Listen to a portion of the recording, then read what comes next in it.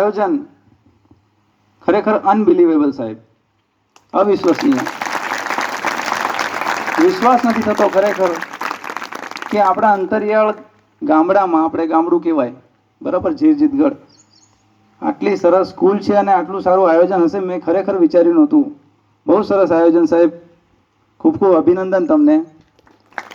પટેલે સાહેબે સાચું કહું તો દિલ જીતી લીધું, અને સોમસિંહ સાહેબે અને આપણા સ્કૂલની બાલિકાઓએ મારા મુદ્દા ચોરી લીધા.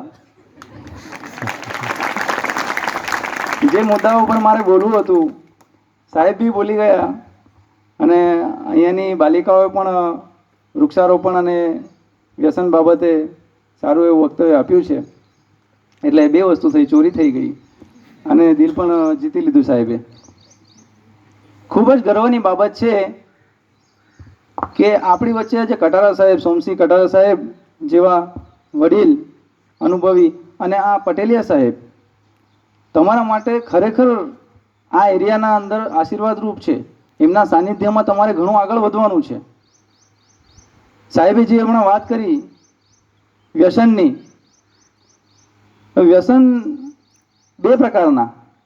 એક તો તમે તમાકુ, બીડી, સિગરેટ, પાન મસાલા એ બધું ખાઓ છો, એ એક વ્યસન. બીજું વ્યસન તમારું ડીજેનું છે ને. ડીજે વાગે એટલે આંગળી ઊંચી થાય. મને ખબર નથી પડતી,